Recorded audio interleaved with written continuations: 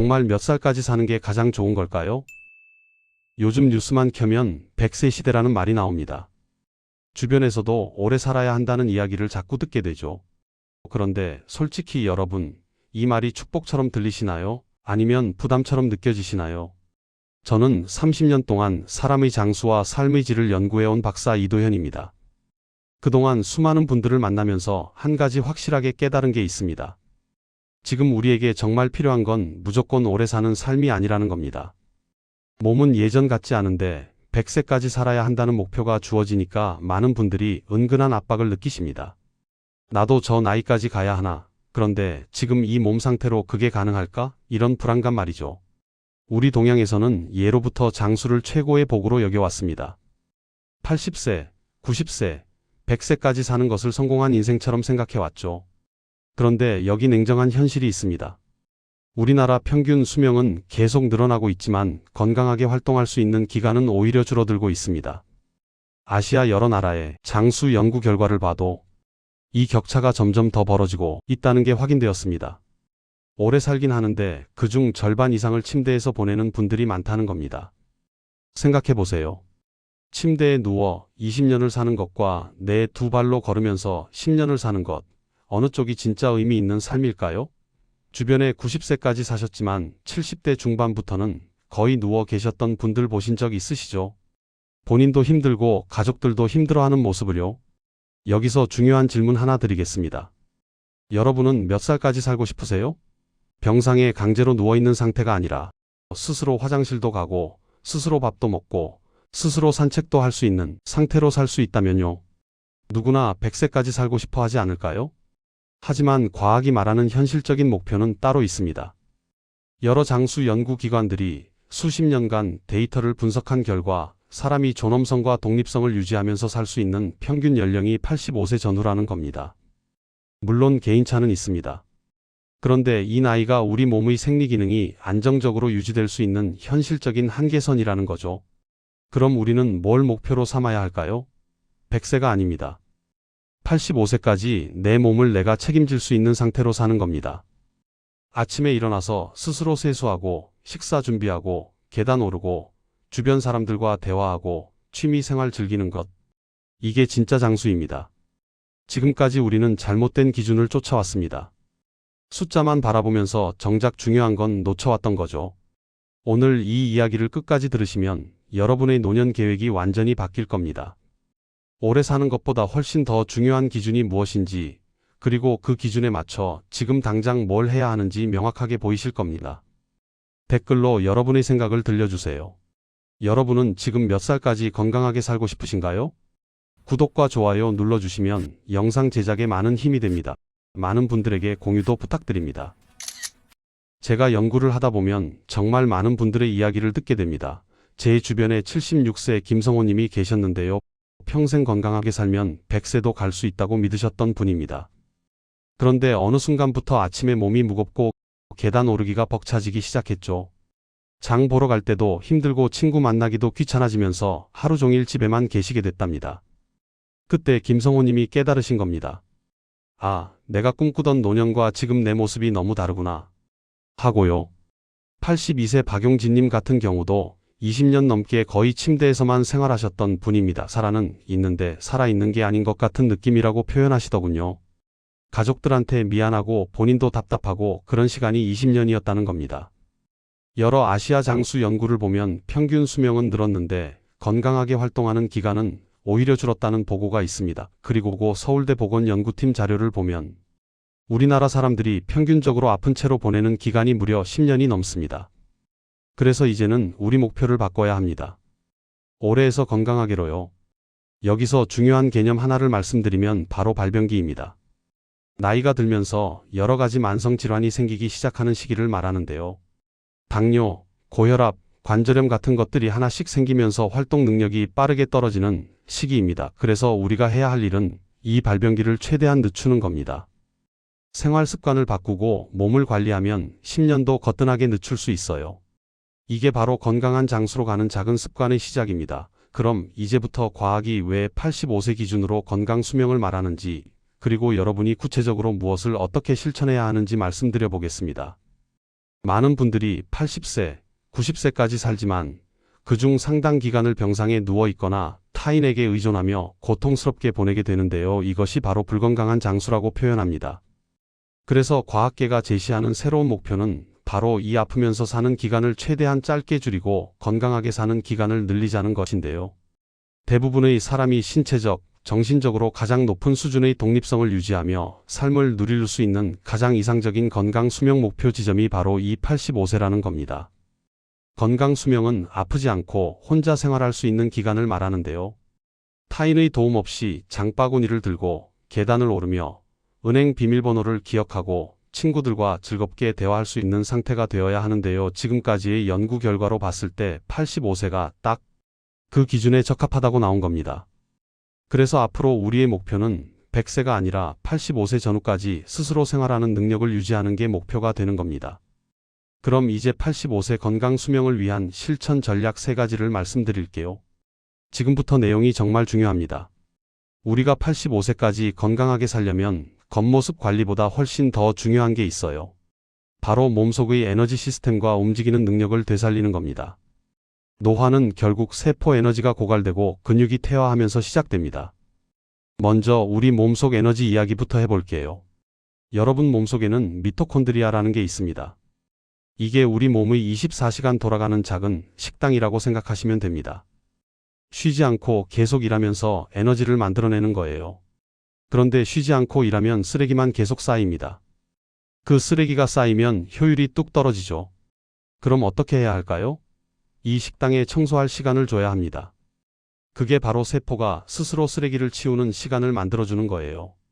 과학자들이 연구한 결과를 보면 이 청소 시간이 장수에 엄청나게 중요하다고 나옵니다. 구체적으로 뭘 해야 하느냐? 여기서 제일 중요한 건 언제 먹을지를 정하는 겁니다. 지금 많은 분들이 하루 종일 먹어요. 아침 먹고, 간식 먹고, 점심 먹고, 또 간식 먹고, 저녁 먹고, 야식까지 먹습니다. 이렇게 24시간 내내 먹으면 세포가 청소할 시간이 없어요.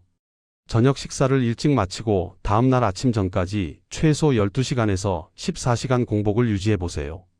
예를 들어 저녁 7시에 식사를 끝내면 다음날 아침 9시까지는 아무것도 안 드시는 겁니다. 물은 괜찮아요. 이 공복 시간이 세포가 스스로 쓰레기를 치우고 새 에너지를 충전하는 대청소 시간이 됩니다. 간식 드시는 습관만 끊으셔도 효과가 엄청납니다. 이제 두 번째로 중요한 이야기를 하겠습니다. 바로 근육이에요. 근육은 우리 몸에서 가장 큰 포도당 소비처입니다. 혈당을 조절하는데 근육이 제일 중요하다는 겁니다. 근육이 줄어들면 당뇨 위험이 확 높아져요. 국내 노화연구팀의 발표를 보면 70대 이상에서 근육량이 적은 사람들이 당뇨와 심혈관 질환에 걸릴 확률이 2배 이상 높다고 나옵니다. 그럼 근육을 유지하는 유일한 방법이 뭐냐? 바로 중량 운동입니다. 무거운 걸 들어 올리는 운동 말이죠. 걷기 운동도 좋긴 한데 근육을 키우는 데는 한계가 있어요.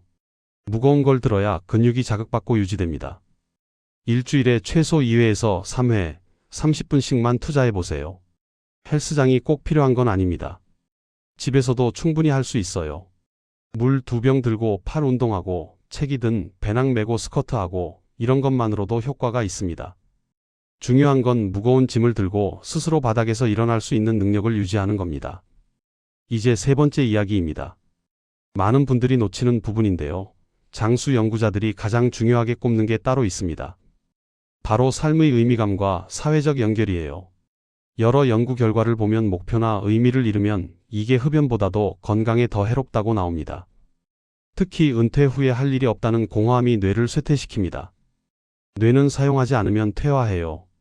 의미감을 가진 사람은 치매나 뇌졸중 위험이 낮다는 연구 결과가 있습니다. 스트레스 호르몬인 코르티솔 수치도 낮아져서 심혈관 건강에도 좋고요. 여러분도 은퇴 후에 일을 찾으세요. 지역 사회 봉사도 좋고 새로운 기술을 배우는 것도 좋습니다. 누군가를 가르치는 활동도 아주 좋습니다. 목표는 매일 아침에 눈을 뜰 이유를 만드는 겁니다. 마지막으로 사회적 연결에 대해 말씀드리겠습니다. 현대인의 가장 큰 전염병이 뭔지 아세요? 바로 고독입니다.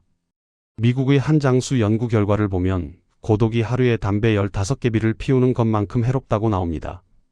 인간관계는 근육과 똑같습니다. 사용하지 않으면 약해져요.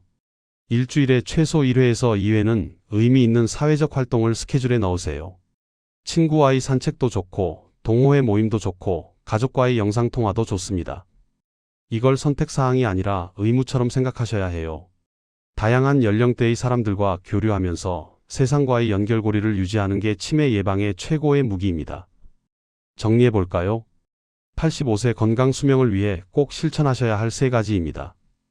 첫째, 저녁을 일찍 드시고 공복 시간을 12시간 이상 유지해서 세포가 청소할 시간을 주세요. 둘째, 일주일에 2회 이상 중량 운동으로 근육을 유지하세요. 셋째, 삶의 의미를 찾고 사람들과의 연결을 꾸준히 유지하세요. 자, 지금까지 우리는 왜 85세까지 건강해야 하는지를 이해했습니다.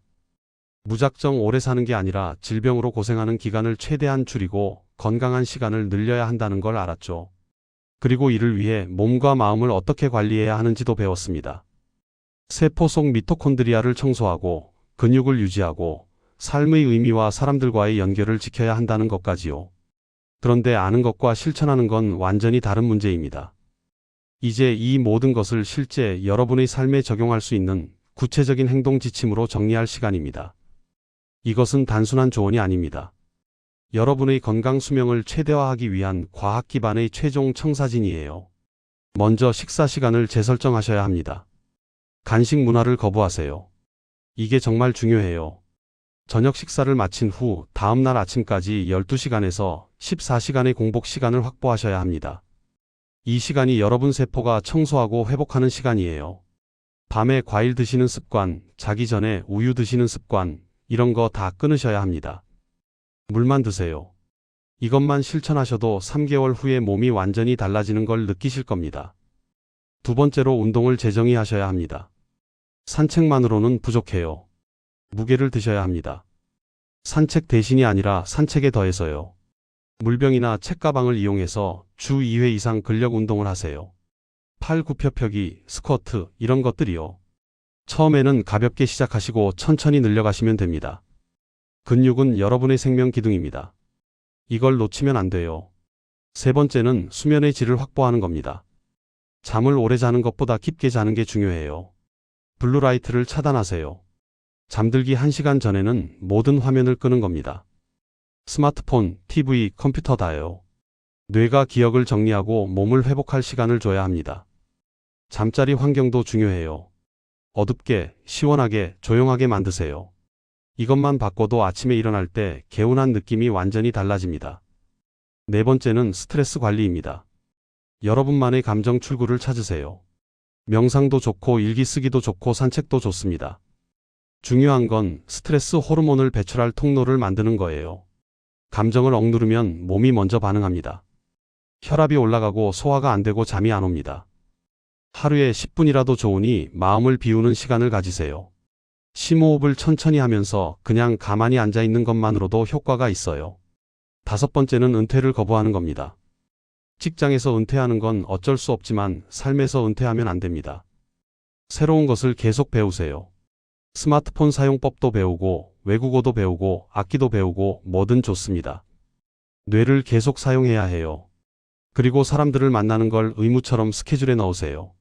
일주일에 최소 2번은 친구나 가족과 의미 있는 시간을 보내는 겁니다. 관계가 끊기면 뇌도 같이 쇠퇴합니다. 이 5가지가 바로 85세 건강 수명을 위한 황금 법칙입니다. 거창해 보이지만 사실은 아주 간단한 것들이에요. 간식 끊기, 근력 운동하기, 일찍 자기, 스트레스 풀기, 사람 만나기. 이것만 실천하시면 됩니다. 그럼 잘못 관리했을 때와 제대로 관리했을 때를 한번 대비해 볼까요? 잘못 관리하면 어떻게 될까요? 70대 중반부터 몸이 약해지고 80대에는 혼자 생활하기 어려워집니다. 20년 가까이 아프면서 보내게 되고 가족들에게도 부담이 되고 본인도 힘들어요. 삶의 질이 바닥으로 떨어지는 거죠. 반대로 제대로 관리하면 어떻게 될까요? 80세까지 혼자 장도 보고 운동도 하고 친구들도 만나면서 활기차게 지냅니다. 85세까지도 정신이 또렷하고 몸도 스스로 움직일 수 있어요. 아프게 보내는 기간이 1년, 길어야 2년 정도로 짧아집니다. 같은 나이를 살아도 삶의 품질이 완전히 다른 겁니다. 여러분, 중요한 건 얼마나 오래 사느냐가 아닙니다. 얼마나 높은 품질로 살았느냐예요. 숫자에 집착하지 마세요. 85세든 90세든 그건 중요하지 않아요. 그 나이까지 어떻게 사느냐가 중요한 겁니다. 침대에 누워서 20년을 보내는 것보다 건강하게 활동하다가 마지막 1년만 힘든 게 훨씬 나은 삶이잖아요. 오늘 당장 실천할 수 있는 한 가지만 말씀드리겠습니다. 오늘 저녁부터 7시 이전에 식사를 마치세요. 그리고 내일 아침까지 아무것도 드시지 마세요. 물만 드시는 겁니다. 이것 하나만 바꿔도 여러분 몸이 스스로 회복하는 시간을 가질 수 있습니다. 이게 첫걸음이에요. 다음 영상에서는 85세까지 뇌의 건강을 지키는 가장 강력한 방법들을 알려드리겠습니다. 치매를 예방하고 기억력을 유지하는 구체적인 전략들이요. 뇌가 건강해야 진짜 건강한 노년이 가능하거든요. 다음 주에 꼭 찾아와 주세요. 마지막으로 여러분께 질문 하나 드리겠습니다. 오늘 제가 말씀드린 5가지 황금 법칙 중에서 여러분이 오늘 당장 시작할 수 있는 첫 번째 행동은 무엇인가요? 댓글로 여러분의 첫 번째 행동 계획을 공유해 주세요. 그것이 여러분의 85세 건강 수명을 결정하는 첫걸음이 될 겁니다.